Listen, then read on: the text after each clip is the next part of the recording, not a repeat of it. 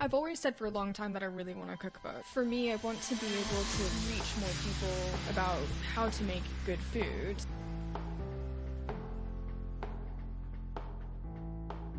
Hi Eleanor, welcome to the podcast. I am so excited for this episode. I can't wait for people to hear your story, so thank you so much for being here today.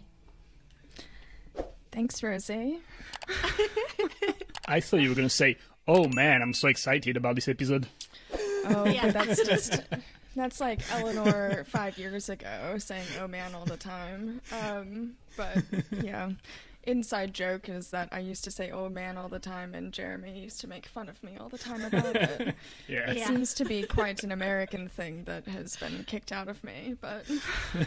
I don't think Jeremy's going to let you forget it. No, I don't think so. There's some colloquialisms that I've kept, but yeah, for the most part, I have more of a British way of speaking. Yeah. At least all of my American friends and family say I sound British when I go back to the States, which is categorically not true, but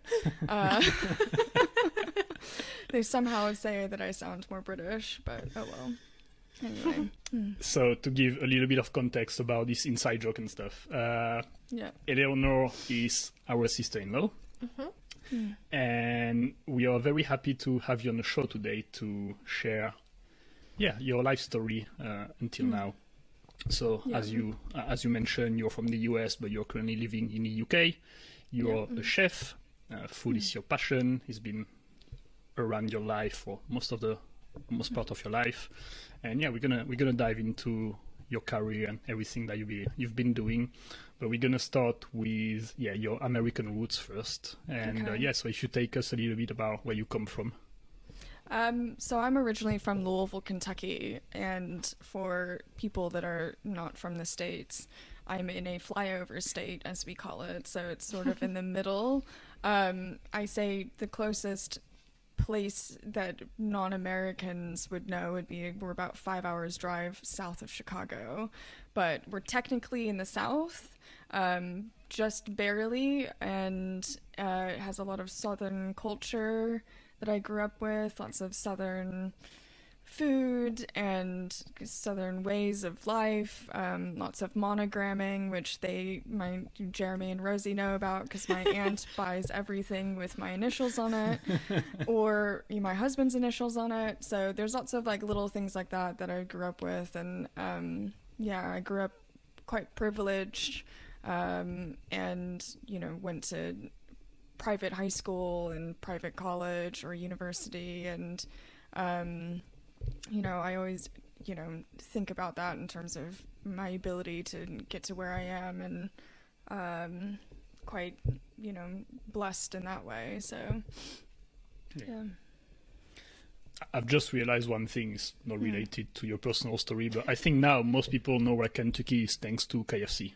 I just literally thought about it. Genuinely, nobody knows where Kentucky is. Even if it's KFC, nobody knows actually where it is on a map, which I appreciate. Map, I mean, if you actually had to pick it out on a map, it'd be more difficult. But that being said, I don't think I'd be able to. I don't think I could put all of the European countries where they are. So there's but that's okay. So So, can you tell us a little bit about growing up in Kentucky? I think most people, including myself, before I moved to the US a little bit and stuff, have this image of southern states being, very white and with, cultural story. I don't know, very Americans, like people like to say, quote unquote. Yeah, I mean, and stuff like that. Kind of the way that people think about Kentucky is that nobody wears shoes. I mean, that's sort of a horrible kind of stereotype. And in Appalachia, which is more in the mountains in eastern Kentucky, that may or may not be true. But I grew up in the biggest city in Kentucky, and for me, the states is not necessarily as divided by state culture. It's divided by rural versus urban culture. And because I grew up quite urban in the biggest city in Kentucky, which is probably the same size of, Leeds in the UK, I don't have as much of like a rural background. And growing up in Kentucky, there's quite a lot of stereotypes in terms of like horseback riding and horse racing. And I did, I rode horses for when I was 6 years old until I was 18, quite competitively, and really loved it. And, we're in the heart of, where I grew up is in the heart of that type of riding that I did. And so it's really nice to be able to like grow up in a place where it's like 30 minutes away, you can just go and drive and be at a horse farm, and it's really not like a big, complicated, difficult thing. So was one of my main kind of hobbies growing up. And I did grow up, a lot of my family is very conservative, so I grew up with lots of conservative ideals, but I don't know, kind of quickly when I was 14 or so, decided I don't necessarily agree with all of this. And I don't know how that came about, but I'm like, my sister and I are like the liberal black sheep of the family, at least on that side. So I don't know how that happened exactly, but it just was like, I just don't always agree with all of these different ways of thinking in terms of the conservative side of it. But it's quite early to realize that as well, 14 years old. I don't know. I mean, it was just like a quite... before that, I was, I think when George Bush got reelected for the second time, I was like, oh, yay, that's great. Like, that's what my family thinks. And then the next time I was like, no, I don't agree with this. I don't understand all of it. But that's, I don't know, you just kind of are able to, the benefit of having a really conservative family is that you have a different perspective and a different side of it. And you're always open to, they force you to listen to things that their perspective. I mean, every dinner and conversation is a different perspective, and I may not agree with all of it, but at least I'm exposed to it and have an understanding of their different sides.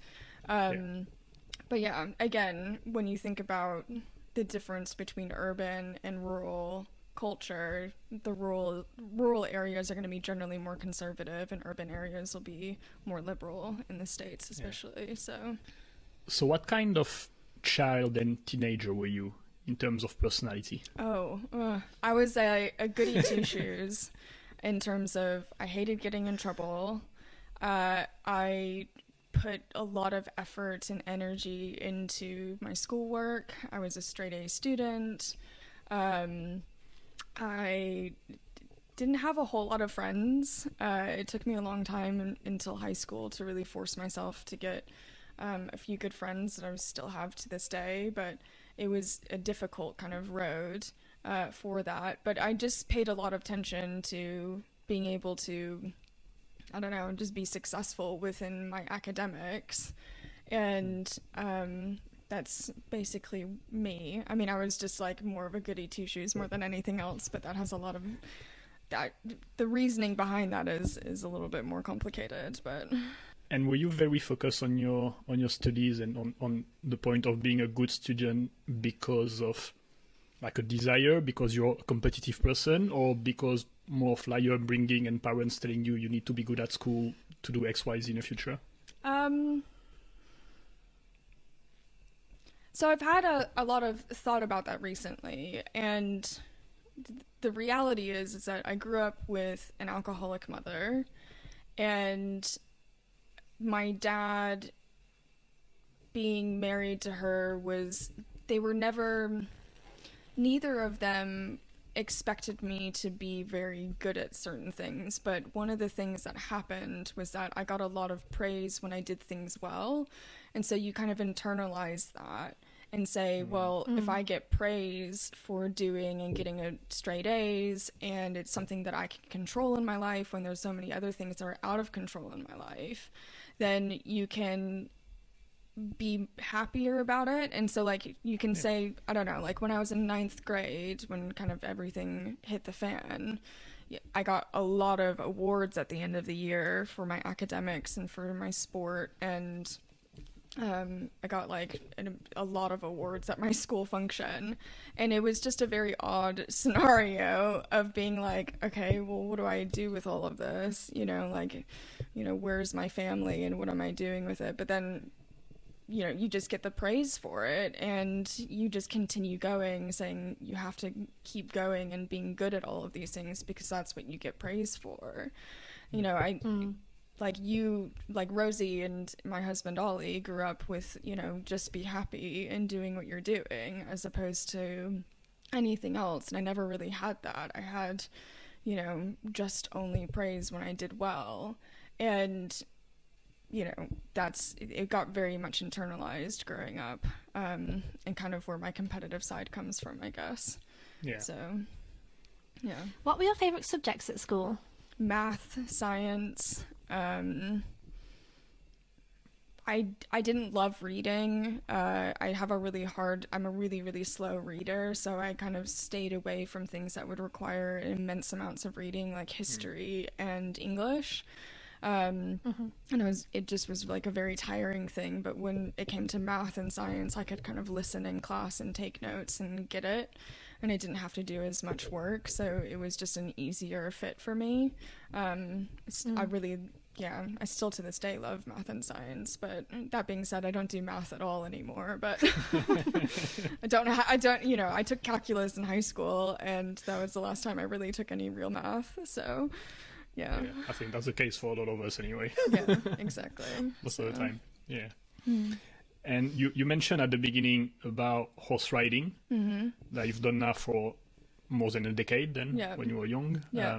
Is that something that you choose to do because you just, I don't know, like horses when you were a kid, or where is that coming from? It's something that my mom got me into when I was really young, when I was younger, because I loved animals. As you know, like, I'm obsessed with my dog and I'm obsessed with most animals, but I loved horses, and so she got me into riding, and I just was quite good at it. And again, because of my privileged background, we could afford it, which it's, you know, not as accessible to many different many different people.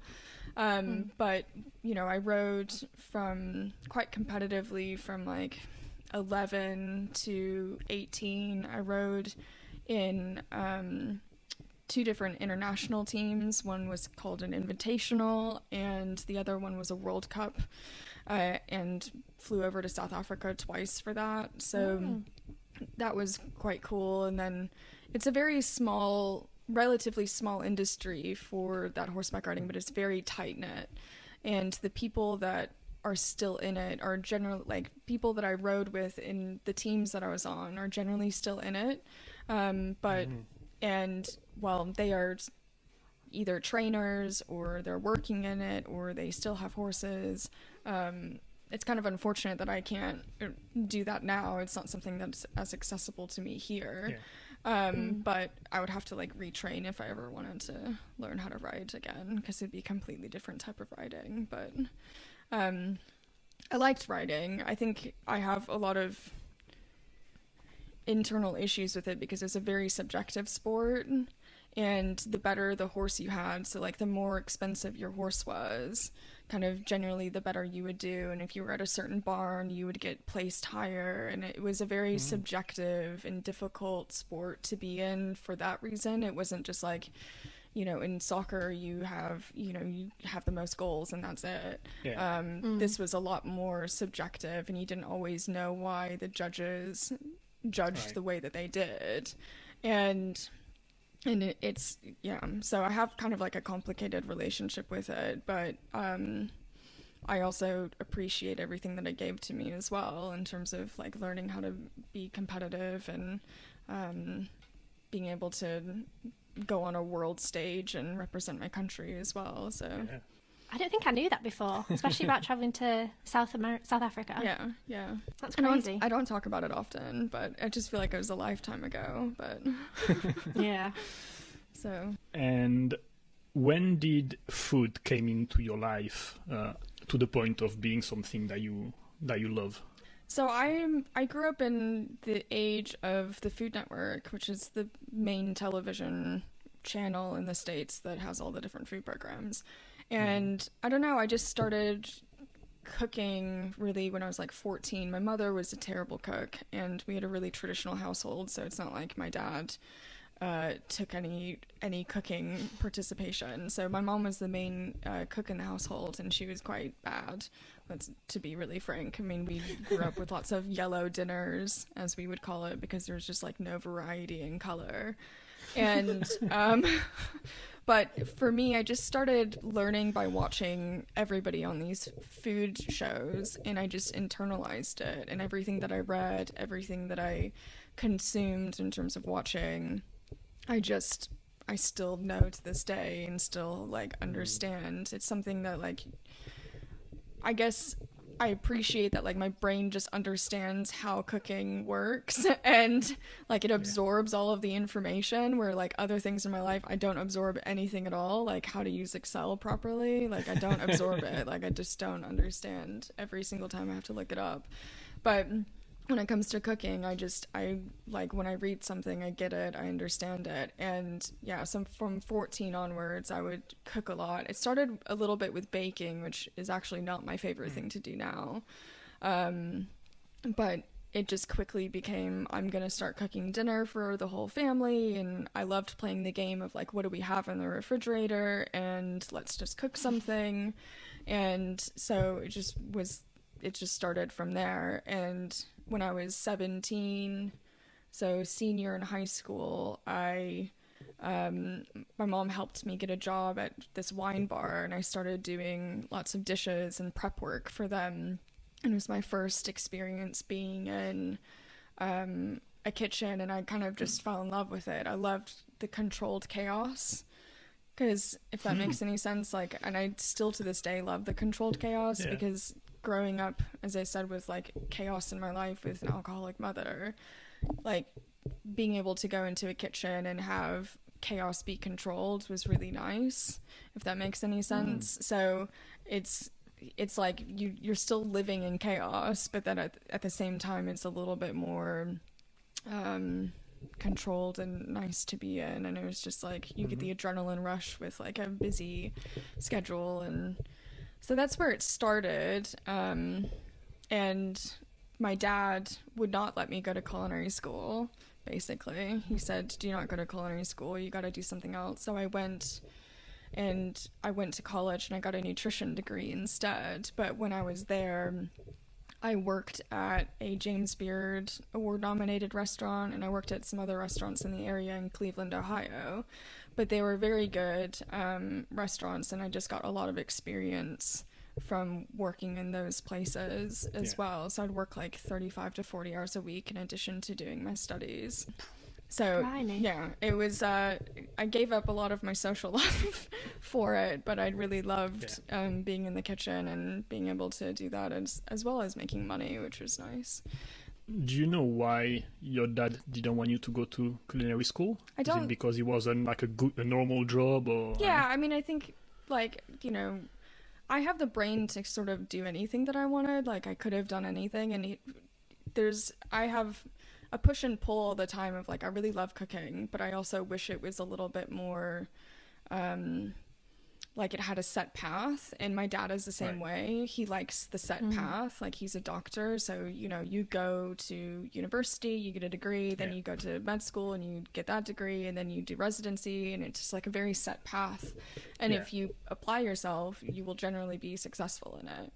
And I wish I had had that as well. I kind of wish I had gone in the direction of having, like, a set path, because I would love to have, you do this, you get this type of success, but it's not like that.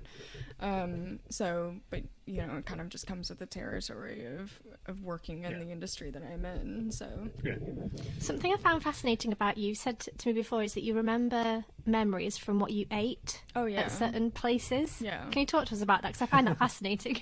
I mean, even when I was a kid, like, this is going to be awful, but I would, like, travel to horse shows and with my mother, and we would go to the Cheesecake Factory, which is this kind of horrible but amazing restaurant in the States. I don't know if you've ever been to one, but we never went. We wanted to, but we never went. Oh my god, it's incredibly ridiculous. I mean, their menu is a booklet because there's so many different options, and, you know, all of their cheesecakes are centralized made and, like, flown out frozen, and then, you know, they just serve them up. They have like 50 different types of cheesecakes, and they just have, like, a huge menu, huge portions. But I remember all of the things that I would eat. I mean, I remember, like, having the experience of going and getting, like, a gigantic raspberry lemonade, and it was amazing. And I remember all of those different things. I think food is a way of being able to connect with people, and so being able to go out and to eat and to have that connection with other people. But I loved experiencing new things as well. So I don't know, it's the same thing with like Jeremy and like, you know, growing up in France and making pate with his family. Yeah. Like that's, you know, the connection that you have with people. Yes, the memories, yeah. Yeah, so. So when did you really decide to make cooking a career? Did you know also what you're getting yourself into? Because as much as I love cooking, for example, but I also know that it's a business that I will stay away from because it's, like you said, like it's hard as hell. Yeah. I don't know if most people realize how hard it is. Yeah. Because you work when most people socialize. Yeah. It's not just cooking a dish for an hour and putting it on a plate and serving and then going back home. It's hours and hours and hours. It's much harder, I think, than most people realize. Did you have that in mind when you started it? I didn't necessarily have that in mind. I mean, as I said, growing up, like, social interactions were quite difficult for me, and that kind of just continued on, and it was easier to, like, go and work than it was to, like, figure out my social life. So, you know, during university, like, I didn't have, like, a typical college, university experience because I just worked all the time. I worked on most of my weekends. And I just really loved that. I loved, like, the consistency of it. But, I mean, I didn't really know what I was going to do after I graduated with my nutrition degree. It was pretty clear that, like, becoming a nutritionist was not, like, a viable option to me. Like, just fundamentally telling people what to eat without having, like, real culinary ways of making it sustainable for them. Like, you can't just tell people to eat gross chicken breast and broccoli and have them want to eat that for the rest of their life. Like, you have to be able to give them tools of how to cook things to be able to make new dietary choices in their life, and that really drove me crazy. So I knew pretty early on that I was not going to become a dietitian. So I graduated, and it was just a bit of a chaos at that point. I graduated early, so I graduated a semester early, so December, and my mom had died in September of that year. So it was just a very quick, like, what am I doing with my life? How do I continue forward? And I decided to apply for a master's in food science because that seemed like an appropriate thing to do. As I said, like, growing up, you know, you get degrees, you get, you know, like, an education, and that's sort of like an appropriate thing to do. So I applied for this master's at the University of Leeds, and I got in, and then after I got in, or before I got in, I had started working at a really cool restaurant in Louisville, Kentucky, which is where I was from because I had moved back to kind of, like, deal with the chaos of my mom dying. And I think if I had gotten that job before I had applied, I don't think I would have gone and done a master's because I loved it that much. I really loved the people that I worked with, and I loved the environment that I was in. It was the first real restaurant that, like, I had more creativity and autonomy, and just, like, the level of workmanship that everybody had was at just a completely different level than anywhere I'd worked. Yeah. But yeah, I just loved it. I loved every aspect of working in restaurants. And that was kind of my goal. I was going to get a food science master's, and I was going to go work at these Michelin-starred restaurants and help with their, you know, development team and use my scientific knowledge or whatever to make it more interesting for them. And I didn't do that. That's obviously not what happened. But that was the goal. That was the plan, at least. But that did not Can you happen. describe in a couple of easy words for everyone to understand what food science means? Food science, in the way that I studied it, it prepares you to go into basically food development. So all of the products that are on any shelf at the grocery store is being checked and monitored by food scientists. So if you go and get a food science degree, you can either work in development like I did, which was more on the culinary side of things, or you can work on more of like the quality assurance side of things, which makes sure that the product is the exact same every single time, whether that's looking at this food safety part of it or just looking at the actual quality of it. And that's, you can get those jobs by doing, chemistry degrees. You can get those jobs by doing other things. You don't necessarily have to do a food science degree, but the food science degree kind of gives you a general overview of, the composition of food in terms of like what are the actual things that it's made out of, but also like what jobs you can get into as well. So, and the food safety aspect of it. Yeah. How was moving to Leeds and to England? How was this transition for you personally? I mean, again, as I said, like I applied for this program before I had gotten this job at this amazing restaurant, and I was really quite sad to leave in some ways. But for me, it was just an opportunity to be able to, have a year out and, move to a different country. It wasn't too scary because they still spoke the same language. That being said, they don't really speak the same language. I was going to say, do they? So there's that issue. I mean, I kind of learned, after meeting Rosie's brother, that it was a very different way of speaking. But I just thought it would be a year out, and it would be, okay, I'm just going to do something really interesting for a year, and I'll have an opportunity to be closer to Europe and to do things. And it was... lo and behold, it did not end up being that way. I met Olly, who's my husband, Rosie's brother, and I stayed, basically. That's basically what happened. I just chose to stay. I chose love. I chose that experience, and, so now I'm still here because of it.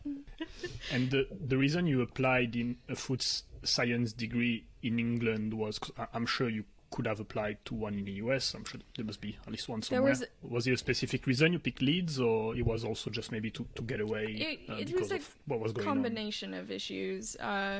One, I had not taken the GRE, which is the standardized test to get into master's programs in the US. So if I had wanted to apply to the US, I would have had to wait a year, which I didn't want to do. And then the University of Leeds is very good in food science. It's probably, in terms of the food science part of it, the top university, maybe not nutrition, but the top university in the UK. And it just was an opportunity. My aunt calls it constructive running away.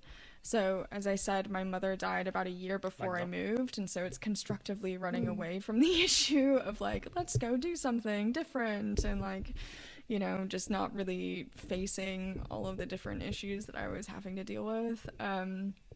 But that's, it was a way of doing something productive and moving forward with my life, but not really knowing exactly where it was going to take me.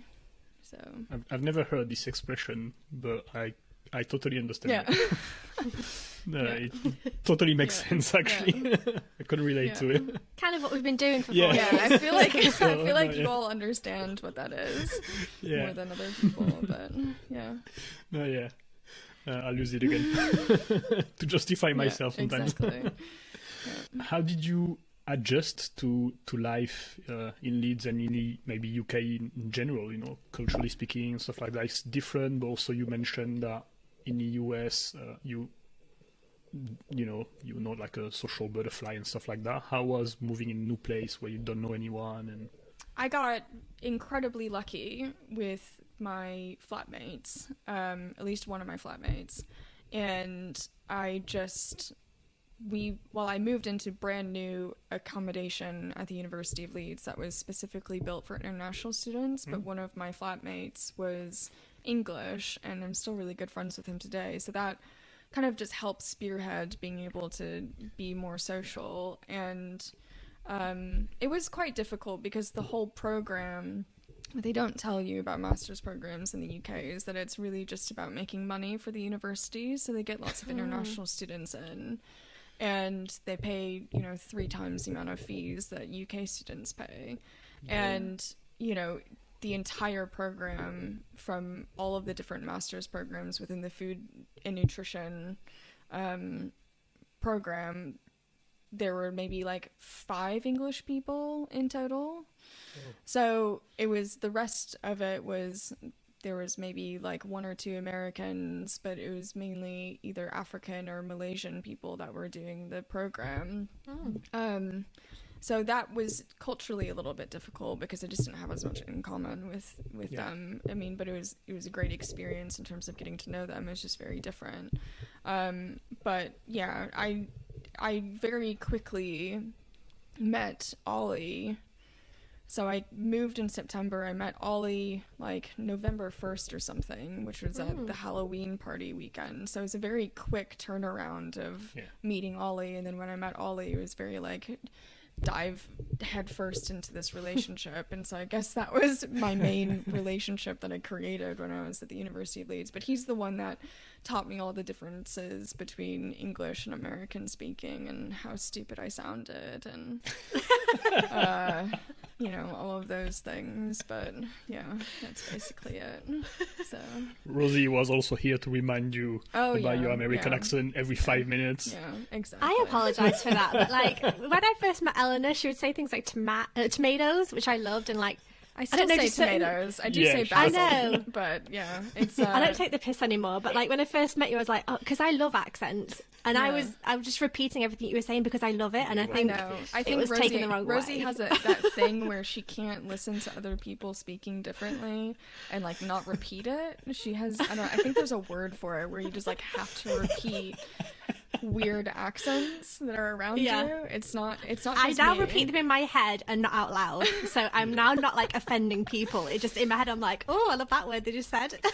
It's just a different way of speaking. I mean, my inflections have definitely changed over the last almost 9 years. Like I definitely don't sound as American as I used to, but I guess people don't quite understand that you can grow up somewhere and have it like completely change depending on where you go. But yeah.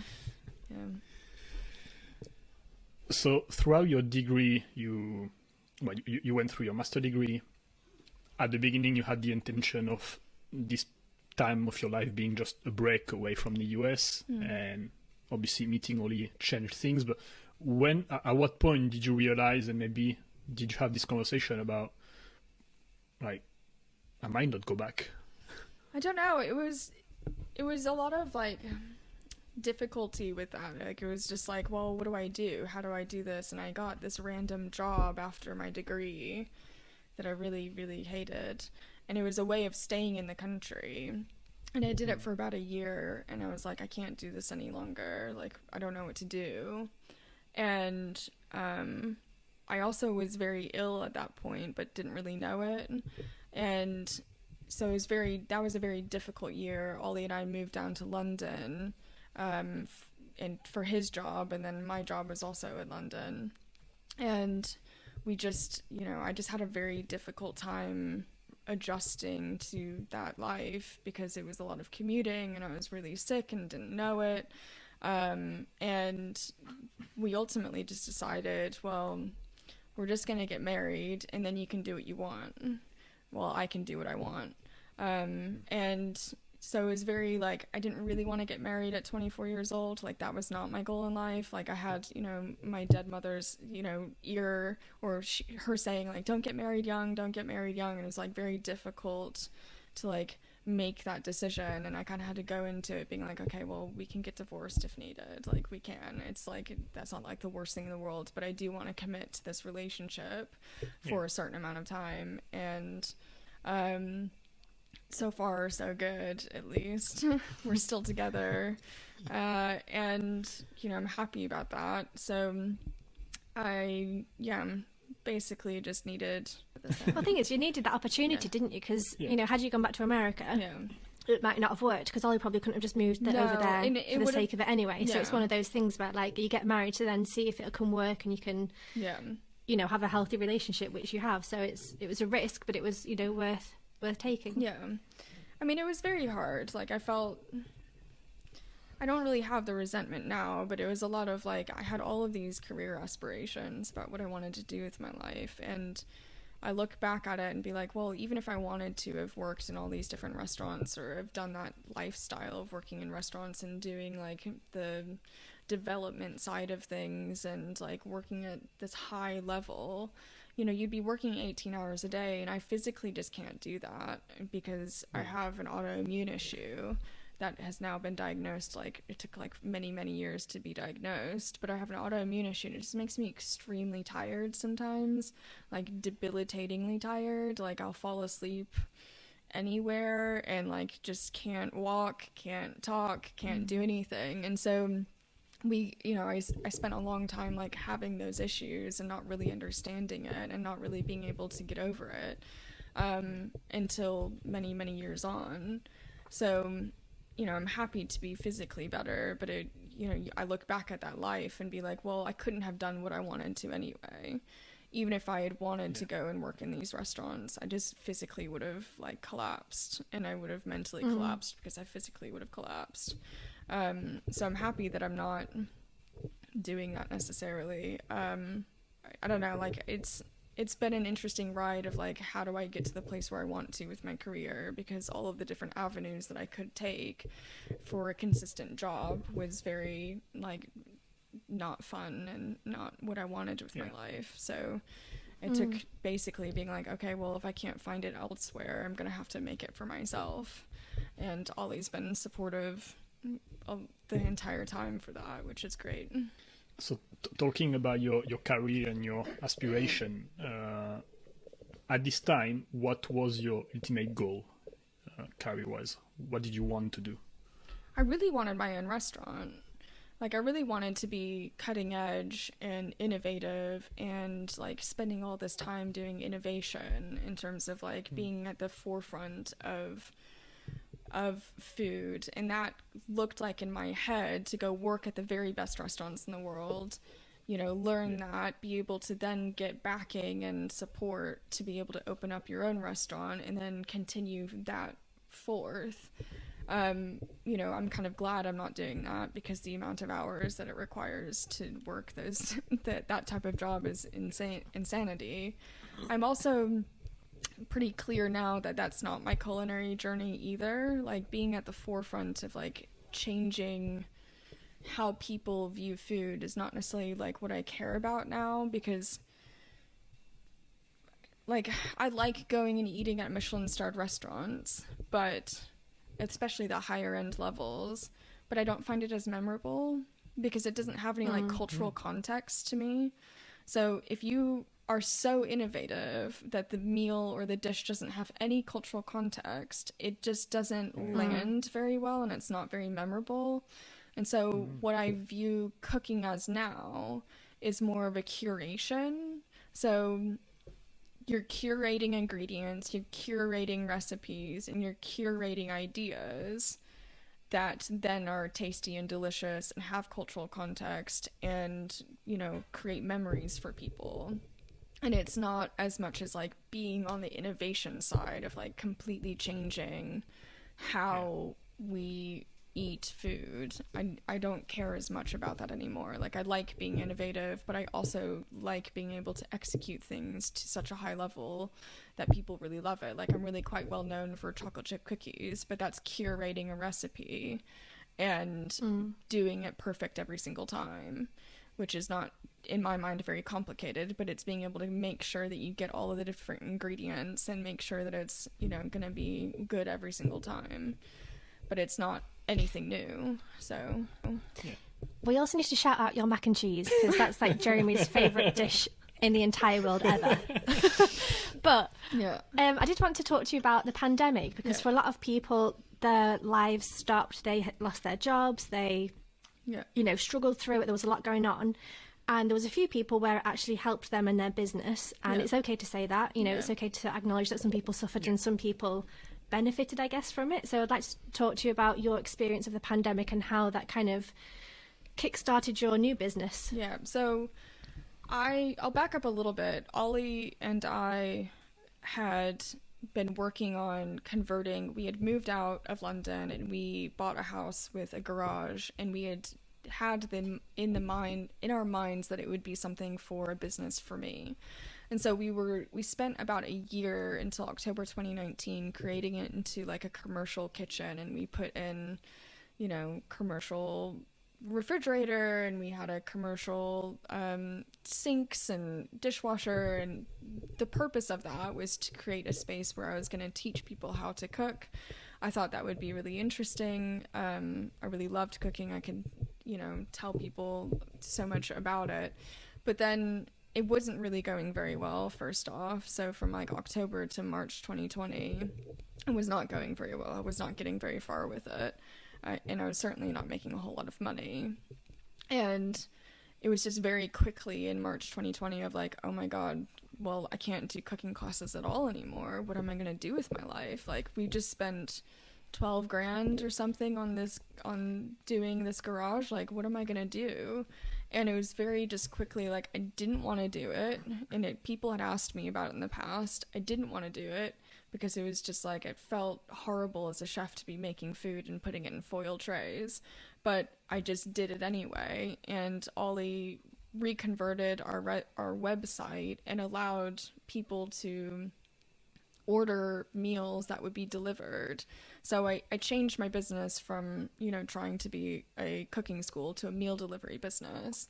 And that allowed people to have breaks in the pandemic from cooking, because it was just obviously a lot. If you're cooking for your whole family 3 meals a day, that's an immense amount of work. And so it was just a break. It just was an opportunity for people to have a break from that world and that life. And so it first started out of being like a pretty big portions. It was 6-person portions for everything. And it was just like pretty set pricing on that. And we sold quite a lot. It kind of took off because I'm a part of a expat community, and they were very supportive, which was great.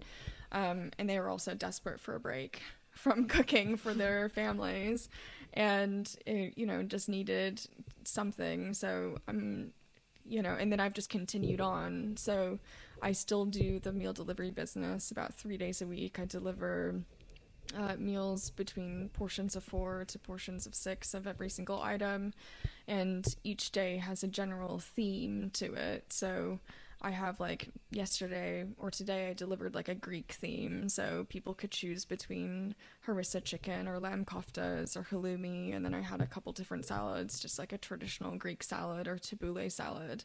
And people can choose what they want from that menu and just get it delivered to their door with really simple reheating instructions. And it's funny now, like, after doing this for 2 years, like, I can't even, like, normally cook for myself. It's like, I'm just like, I can only reheat food when I eat my own food. I'm just like, oh, okay, well, this is done. It's ready to go. Like, I've spent all the time, like, you know, creating the food in my kitchen. But when I come into my house, that's like, if it's not reheatable, then I'm not cooking. Which has been good for Olly, because when it's his cooking days, he just has to warm up your food that you've already done. Generally. Or we get takeaways because I need a break, and he can't really cook as well as I can, but yeah.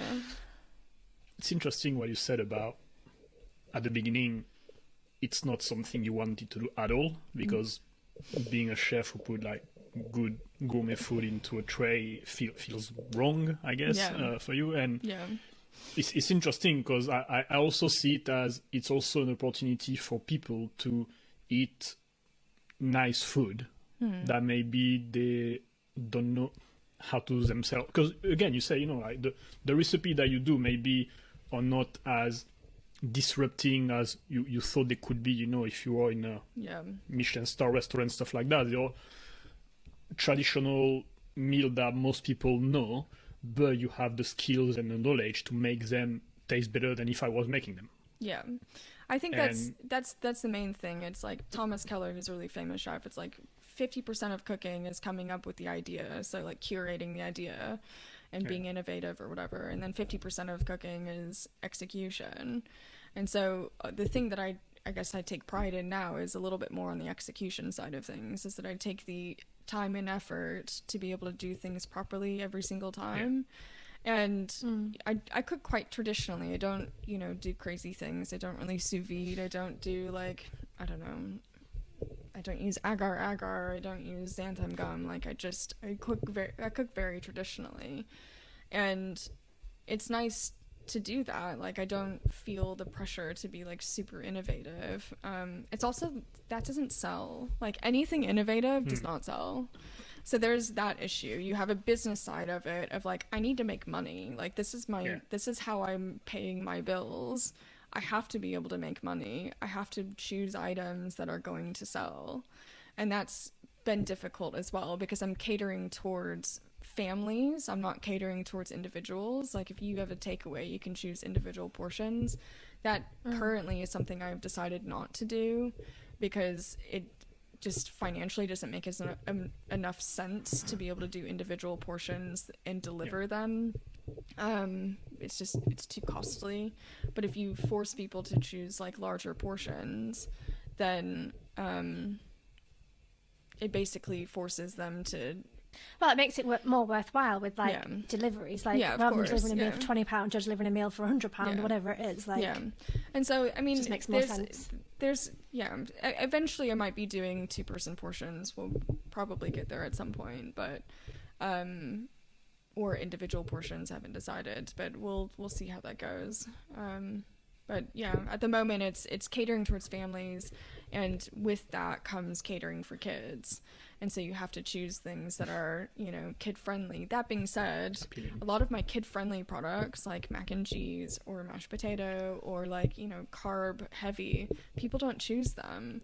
My clientele is really quite health conscious. And so they choose a lot of the vegetable forward items and like lean proteins and things. And so that's kind of the direction that I've been going into, because I guess somebody told me, well, if I'm going to pay somebody to cook for me, then I'm going to pay them to cook healthy items for me. So there's that element as well. So. And you also do events, don't you? Yeah. Like private events and so the Queen's Jubilee thing you're doing. Yeah, I'm cooking. I do catering work. During the pandemic, I kind of had a pretty strict no going to people's houses. I did a couple things at people's houses kind of later on in the pandemic, and now it's pretty open to me being able to go to people's houses, but still the bread and butter of the business is generally just doing my meal delivery. And some people order meal delivery items for parties, so I just do everything in more of a mass quantity, and then they reheat it because it is a bit more costly for me to obviously be there and do the cooking and reheating myself. It's not really reheating, but obviously like cooking for them. But so that is something I think the direction of the business will go more into, is doing more catering work, because I just think it's going to have to. But it's about winning that work. And the Queen's Jubilee thing in a couple days will be when my very, very first business when we were in London was making pavlovas for street food, and we never made money out of it, like ever. And from that perspective, it was a failure. But we now know how to do street food, and so we're going to go to one of the local street parties this time around. But I'm going to do pulled pork sandwiches, both like quite American as well as I'm going to do like a hoisin barbecue. So, hoisin barbecue with like an Asian slaw on the pulled pork sandwich. It's going to be tasty. So I'm excited about that. Why can't we be there? Yeah. I know. Well, you can come down if you want to. Well, no, you're going to be in France, but... Yeah. So it's interesting that you brought this up, because I was going to talk about simply pavlova, because for two reasons. I think most people try to be business owner, they go through ups and downs. There's no such things as the overnight success. There's no such things as most of the time the first thing you do is going to be a hit. You need to experiment, you need to fail, you need to learn. It's just the path that most entrepreneurs have to go through. But also maybe like on a more personal level, knowing you, like you're a competitive person. You also had aspiration about maybe having, working in Michelin star restaurant, and you find yourself into a place of doing something totally different, dessert, street food, and it wasn't a success. Like, can you tell us a little bit about this part of the journey and with the perspective, what did you learn from it? I can't remember what year it was. It must have been like 2016, 2017. And I came up with this idea to do pavlovas, which was a dessert that Olly and Rosie's mom made and I fell in love with. It's something that I never grew up with. But I thought, well, you can do so much more with it other than just like cream and berries on top of a meringue. And if you don't know what a pavlova is, it's a meringue with cream and fruit, and it was actually invented in either Australia or New Zealand. They both claim it. I don't know which one it is. They have it mainly for like Christmas because it's summertime at that time, so they like have pavlova for Christmas with like kiwi and passion fruit. But the main concept was going to be do meringues with different flavored creams, different fruit, and different sauces. And really the sauces is what changed the game in terms of what I could do. And I was very proud of the products that I made.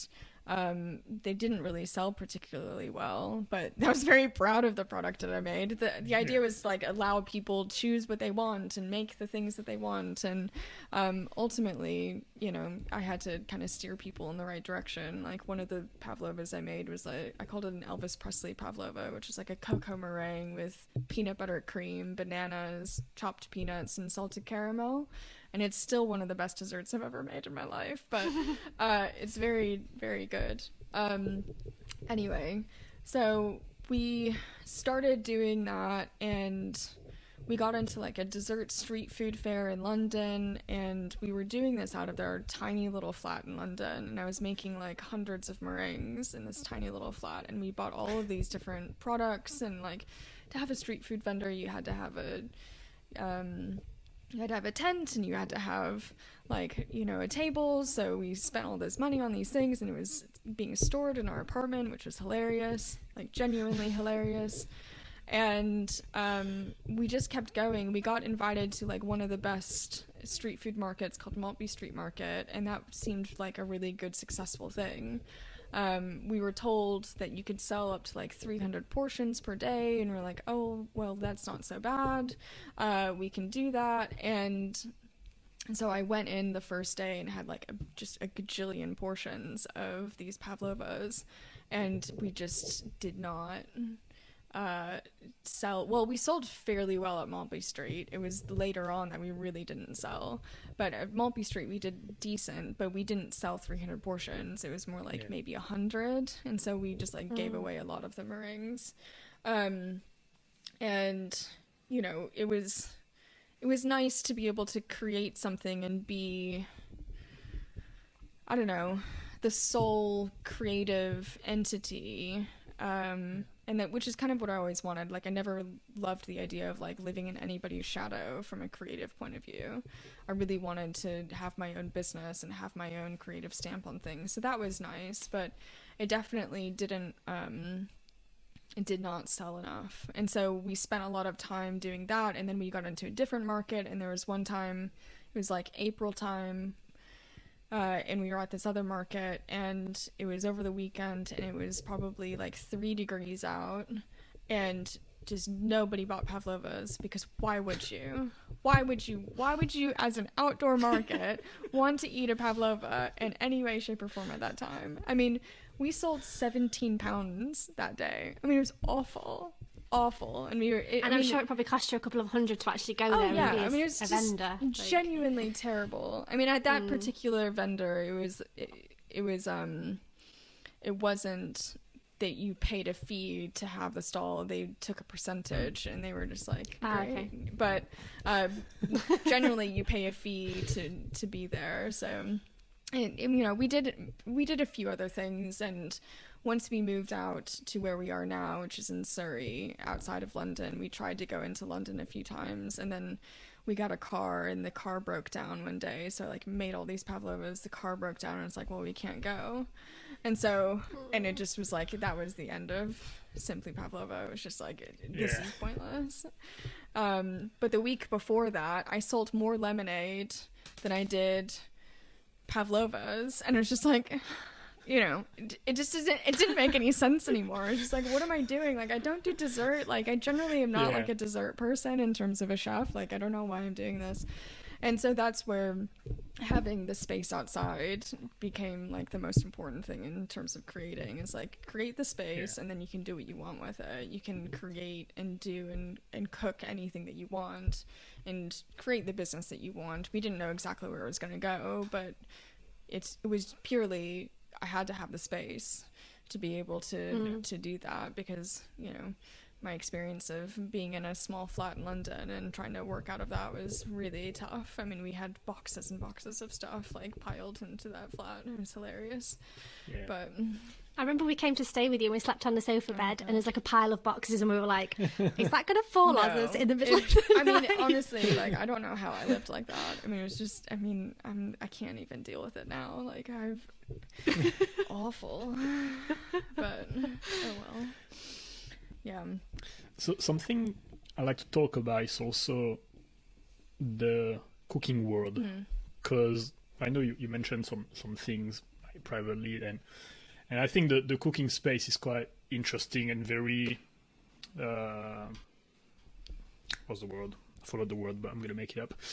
Like it's really contradictory. Yeah, I'll say, like, the legend wants the woman is supposed to be the one cooking in the house, blah blah blah. Yeah. But at the same time, the professional cooking world is a man world. Oh yeah. With mostly men chefs. Yeah. And can you share your experience as a woman trying to also navigate this space as an employee? I mean, you all know I cuss like a sailor, and it definitely comes from working in a pretty male-dominated world. It really depends on what kitchen you're in, and that was one of the reasons why I kind of decided, like, I don't want to do this anymore, because if you're in the wrong kitchen and then you have to like quit and then move on and quit and move on to find the right kitchen to work in that is respectful and nice and like whatever and like deals with women in an appropriate way, then it just takes a long time to find that. The restaurant that I worked in Louisville before I moved to Leeds was like that, and it was very respectful and very nice, but there were definitely other kitchens that I worked in that were just not okay.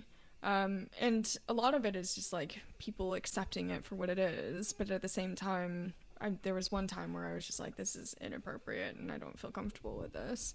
And kind of the response that I got from the main chef at that place was, well, you just have to, they're just joking around. If you want to be a part of the team, you kind of have to deal with it. I was like, that's still not appropriate. It's still not appropriate to ask me like what my favorite porn site is at work. Like, I don't really care.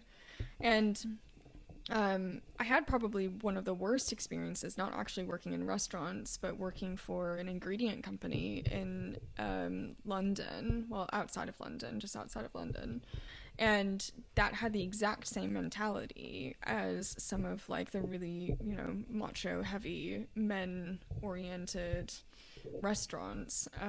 And it was very difficult because it came from the top down. There's a lot of drugs and a lot of like just like inappropriate comments, and you're just like, okay, well, what do you do with that? Like, and it kind of is what it is. But you either choose to work in it or you choose not to. And I think it might be getting better. I don't know. I haven't worked in restaurants for many, many years. But it was definitely one of the considerations of like, I'm not necessarily like built for this. I'm also not necessarily built for, there's a thing that to work into these amazing, amazing restaurants, you kind of have to stage, and staging is working for free for like months at a time. And I fundamentally do not believe in staging. I just really don't.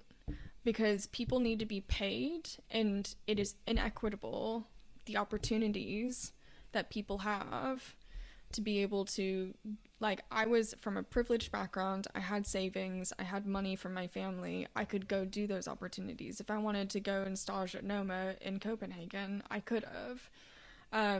But I didn't. but a lot of people just can't. They can't afford it. And I just fundamentally don't believe in that. And I've done a few stages for like very short periods of time and was treated relatively okay.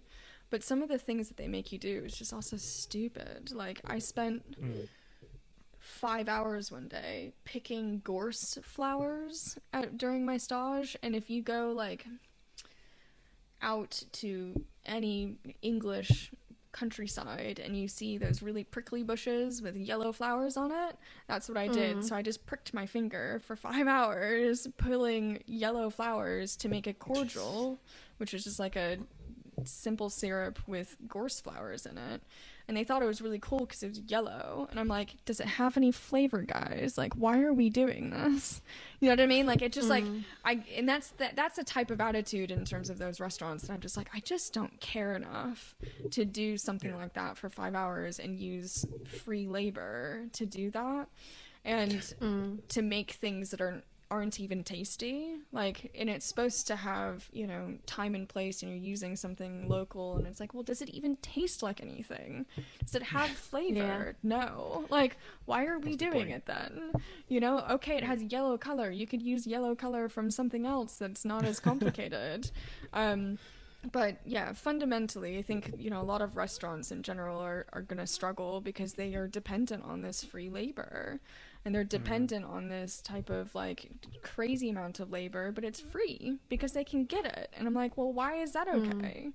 You're saying that you're going to struggle to pay people. It's like, well, something has to change. You either have to change your perspective of what you're doing and make it more efficient or not. But that also comes from, like, a little bit in my development background of, like, efficiency and creating things that are still tasty from pretty terrible ingredients. So, it doesn't have to be, like, the most amazing, like, 5 hours of picking gorse flowers. Like, that doesn't even do anything. You can use pretty inexpensive ingredients to make things that are tasty as well. Like, I don't live in a world of you have to have all of these amazing ingredients to be a good chef. Like, you can make things with pretty cheap ingredients that are still tasty. It's interesting what you said about the male-dominated kitchens, and I'm wondering if there are, like, female-dominated ones where it's, like, female-only chefs and sous chefs and all the rest of it, so that there is, like, that safety. I think a lot of people get out of kitchens and they start their own businesses. Like, most caterers I know are probably women, so I would be, like, a caterer that's a woman. And it's just ultimately, like, better hours. I mean, if you're cooking at the highest level, you're cooking 12 to 18 hours a day, 5 to 6 days a week. And it's just not really a good environment for anybody. But unfortunately, women, because we have children, a lot of women decided that's not for them anymore. And they do something else with their lives, and they create different types of businesses that are more able to align with what they can do in their life. More sustainable. And that's more sustainable. And ultimately, people need to do that in general, like, whether you're a man or woman, or you have to be able to create a way to work that is more equitable in general and make it easier for people to continue, having a life. But that's one of the reasons why I never went back and worked in restaurants, is that it's too much time. I also didn't have the health for it. But knowing you, I would say that you're a fairly ambitious person. Yeah, very ambitious. And I'm curious to know where this is coming from, because you mentioned, that you had a privileged background, so you don't have the need, for example, to work your ass off to make money. It's not the main reason you were doing it. So like what has been driving you through the years? Where is this ambition coming from? It's the same thing as I talked about in terms of, like, why did I work so hard on my academics? I grew up, I got lots of praise for being good at stuff, and that's kind of just what I want out of my life. Like, I want to be very good. I don't want to be this person that just relies on inheritance to, like, live my life. Like, that's not fun for me.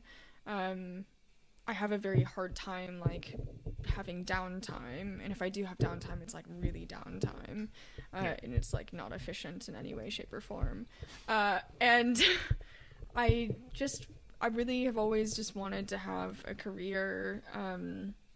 You know, my mom always said, like, you know, have a career, do something with your life, like, don't just become a mother. You know, I think she really regretted that in some ways of just being a mom. She needed something else in her life, which is probably why she drank a lot. So I just have this thing where it's like, I'll have to have something else in my life other than just being at home with my husband. Like, as much as I love him, like, I need something else, and I have to work towards something. And otherwise it'd just be boring. Like, what am I gonna do? You know, like, I don't have like that ability to just, like, I don't know, sit around and meditate and be happy. Like, I'm not like you all. Like, I just don't have that. Like, I need to have like a little bit more structure in my life. I really like having structure in my life. I like having, like, this is what I'm doing in the day and what I'm, you know, and that's, you know, cooking is kind of automatic structure, at least the business now. It's a little bit more reactive than proactive. I struggle with the proactive stuff of entrepreneurship a lot. And I'm not very good at it. And it's not like, I struggle with the things that are like, you do X, Y, and Z, and you don't get X, Y, and Z. Like, you do marketing, and you advertise, and you get 0 results. You get 0 sales. Like, I really, really struggle with that. And, you know, you just keep trying things, and they keep failing, and you keep trying more things, and they keep failing, and you're like, well, why do I keep doing this?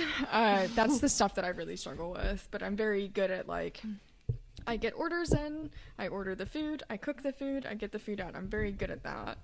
I'm just not very good at the proactive, like, marketing side of things. So. And, you know, for, let's say, at the beginning of your career, your ambition was to have your own place and to be this disruptive, innovative chef, stuff like that. And through the years, because of your health, as you mentioned, because of opportunities, because of life happening, you obviously changed path a little bit. What is your ambition now? Like, where is your ultimate goal? That's a very good question. I've always said for a long time that I really want a cookbook. I'd really like to have a cookbook. It's one of the only, like, book areas that is actually growing and selling products. And I just, for me, I want to be able to, like, reach more people about how to make good food. And I don't, you know, I've struggled with, like, wanting to do YouTube. I find that really complicated, and the actual, like, logistics side of that is not something that I really want to do. But I just want to be able to reach more people with, you know, the food that I already do create, which will either be in the form of, ideally, a cookbook, but I think I need to build the brand of my business, which is called Educated Cooking, a little bit more to be able to do that. And part of that would be opening up to national delivery for my meals, which we have not yet done, but we're currently just a very hyper-local business where, you know, I deliver within, like, 7 miles of where I live. But, you know, that could change in the future as well, so I don't know. Yeah, ultimately, I just want to have more influence. It's just about getting out there and, you know, telling more stories about myself, which I'm not very good at, so. Well, and speaking about sharing stories and about cooking, do you want to tell us about your upcoming project that might launch soon, or it's gonna launch soon? It's been difficult to balance both, but I've wanted to do a podcast, maybe slightly inspired by your all's podcast, but I think that chefs have a lot of really interesting stories about where they come from, and I think there's a lot more talk about how to make it sustainable for them to stay in this industry, especially after COVID. And so I'm starting a podcast called Becoming Chef, and allowing people to tell their stories about how they got to where they are, because quite frankly, working in this industry sucks in a lot of ways. It's a very difficult industry. You're working so many hours per day, you're on your feet, it's very physically draining, you're away from your family, you're working on the weekends, like, there's lots of reasons, but we all are crazy. We love it. Like, we love cooking, and it's mental, you know? We have this thing where we just bloody love it. And, you know, when I'm around chefs, I love talking to them because you have this passion about this thing that doesn't make any sense why you actually want to have a career in it. Like, why do you want to work in this? It's crazy. But we all love it. And I want to be able to share the stories of how they got to where they got to, and why they continue going in this direction, because it's mental. It's absolutely mental to become a chef. I'm glad you realised that, because it's not just me who thinks it. Yeah, I mean, you hate cooking, so you're a little bit biased, but it's a little bit mental to, like, you know, make your career out of this. Yeah. It's especially because it's like, you know, 90% of restaurants fail within the first 2 years, something crazy. I mean, there's like actual percentages that are mental. Which, you know, I do not want a restaurant at this point in my life, but you know, I like understanding why other people want restaurants and how they chose to get there. So yeah, that should be launching relatively soon, but we just have to, I'm waiting for the IT department, i.e. Olly, to get things going. So But also, I think like you mentioned just before, it's also a good step towards your vision of having an audience to one day have a book. It's also a way for you to get your name out there and reach people that have never heard about you and stuff like that. So it's also a really good medium for that, to grow your brand, as your personal brand, let's call it. Yeah, I would love to be able to, like, also have people come in, like, if it's not just me cooking, like, we cook together and we have videos about that, which would be really interesting.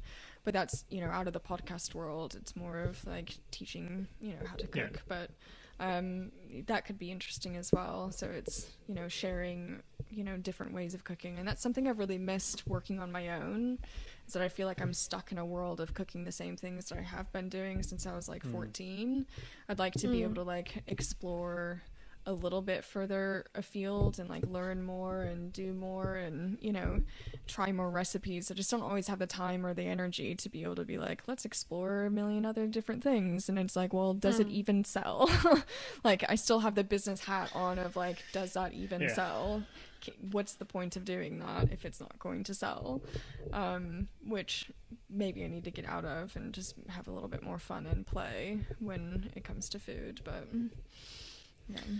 yeah, it is an interesting narrative, and I think it's a struggle for a lot of people that are trying to create things and make money out of it. Is where do you find the balance between what you want to do and what people want? And you need to find the magic point in the middle where, if it can be a perfect match, that's great. But most of the time, you need to make compromises. That's the problem with all creative entrepreneurs. It's that you have a desire to do certain things, and you ultimately put certain things out there, and certain things sell and certain things don't.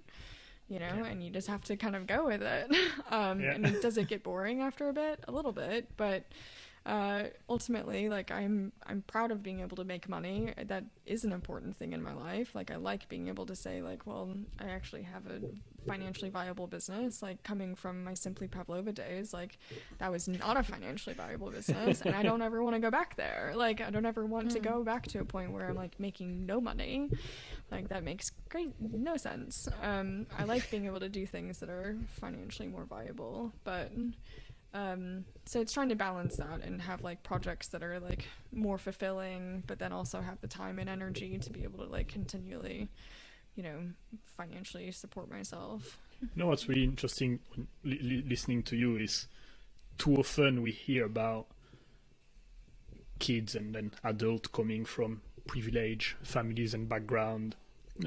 We always hear about, they have it all because, you know, they inherited X amount of money, or their parent donated this business to them, or whatever. And I think as a society we always have this image of you know, like, whatever they have, I don't know, they don't deserve the praise or whatever because it was gifted to them and stuff like that. And I know, is that narrative that you have in mind, and one of the reasons that is pushing you also to make something out of for yourself? Or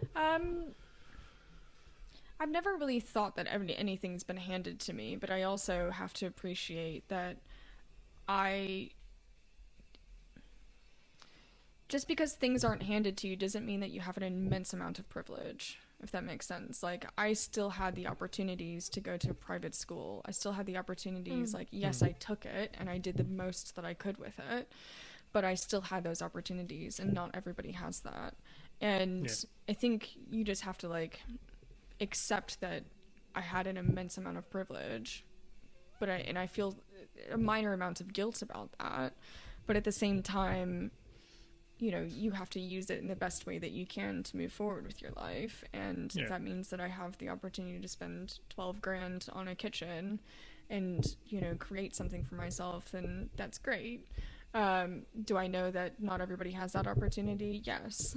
I don't know exactly how to make it more equitable, but it's, I think that, especially on my dad's side of the family, I have, you know, cousins that are incredibly successful, and they were just as privileged as I was, and they were all pushed by this, like, internal thing to be good at what we do, no matter kind of what it is, whether it's, you know, the most financially viable or not. Like, we're just pushed, I don't know, like, this internal push to do well at what you do, almost in some ways to a detriment, because we work a lot. But I don't know, it's something that's been instilled, I think, in all of us, especially on my dad's side.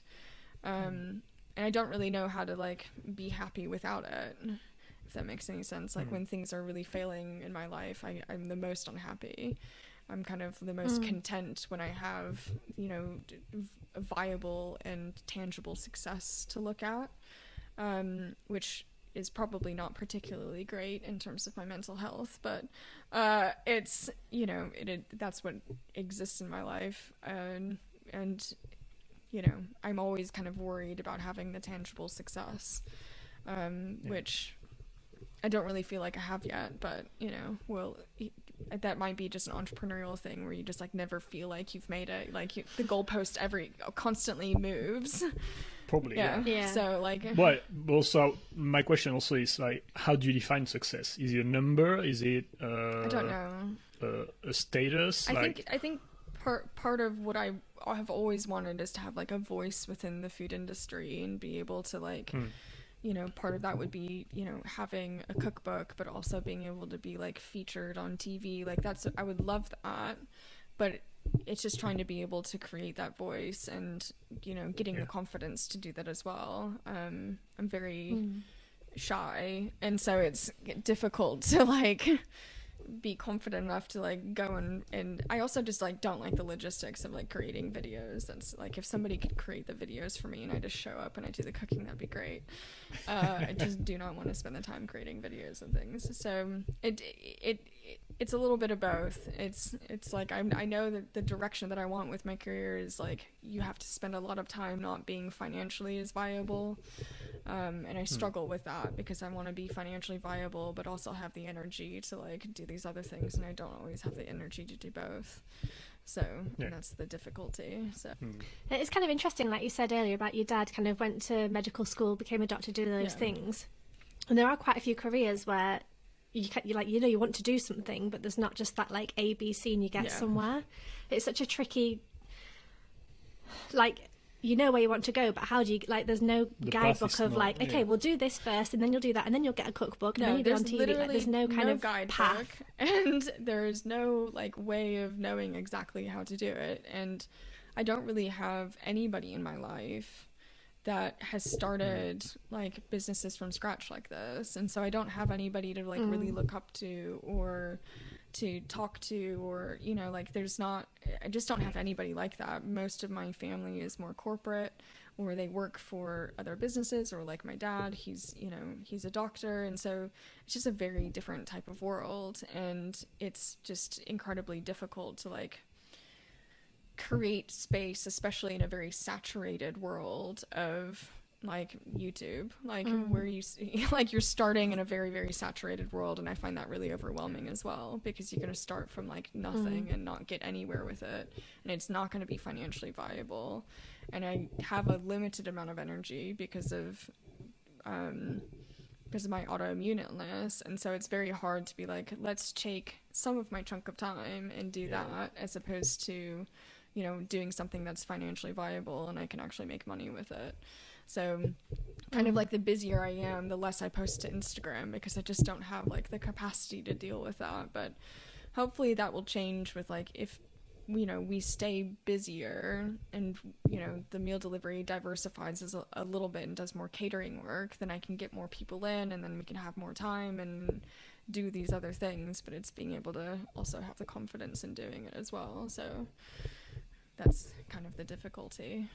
It's tough. It's tough to do everything all at once. Like, that's the thing as entrepreneurs, you kind of have to, you know, do the finances, do the creative stuff, do the ideas, do the branding, do the marketing. Like, you kind of have to do everything all at once. I find that really overwhelming. A lot of it gets, you know, delegated to the IT department, and Olly does it.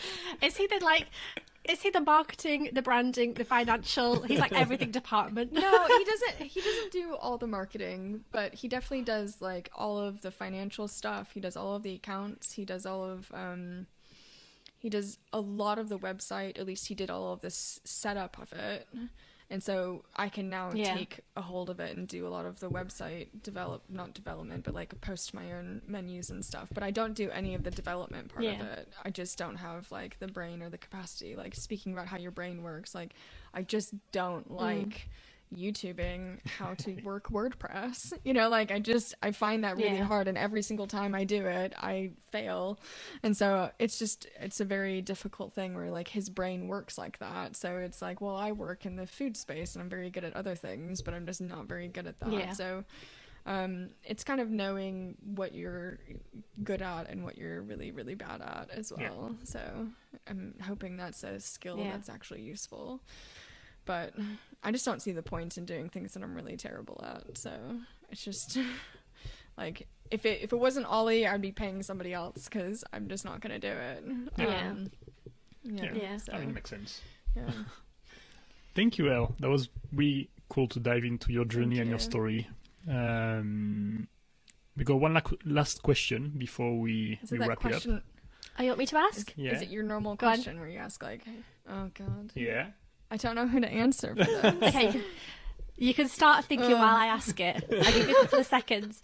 So the question is, if you could speak to anybody, dead or alive, famous or not famous, who you think would be super duper interesting, who would you choose and why?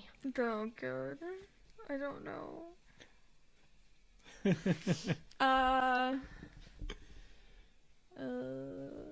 I'd love to speak to Lin-Manuel Miranda, who's the composer and writer of Hamilton, because I just think like being very innovative in a creative space and completely changing Broadway is very interesting. And, you know, I admire that from a creative perspective. He completely changed the game in terms of how musicals are done, and it is an incredible piece of art, and I loved watching it, so maybe that's it. You went a few times, didn't you? Times. It was our anthem. Yeah. Listening to the Hamilton soundtrack was the anthem of us creating our kitchen outside. We would go out there and like paint the walls or whatever and just like listen to Hamilton the whole time. It's so cool asking that question, because we always get different answers. And I always say that, but like, I've never heard of this person and I've never seen Hamilton, but it's always like, it always brings somebody new to think about or somebody new to research. And it's also interesting to see where your brain went, because I was expecting, you know, I don't know, your favorite chef or your dog Bo. Or... I mean, if I could speak to Bo and Bo could speak to me, if that was an option, 100% would have chosen my dog. But I would love to know what he's thinking of the day. He's probably just thinking, I want treats and I want food. He's very food motivated, my dog. He's not really motivated by anything else. Very similar to me. So, Here we go. That's a match. Well, thank you so much. It has been wonderful talking to you and sharing your story and learning more about you. I mean, I've known you for many years. How long have I known you now? 8? Yeah. Like years and years. But it's been fascinating to learn more about you and your background, and you know, the horse riding and school and things like that. So thank you so much for sharing. We will leave your Instagram and website and things in the show notes, in the description, so if people want to go ahead and talk to you or get in touch or get the mac and cheese. Yeah, order the mac and cheese and the biscuits, the cookies. If you live in Surrey, then yes. Yeah. If you're not in Surrey, yeah. wait a year or two and we'll get you going global. Yeah, that's it. But thank you so much for sharing. Yeah, thanks for having me. Thank you everyone for watching, for listening, and we will see you again next Wednesday for a new episode. Okay. Bye-bye. Bye. Bye.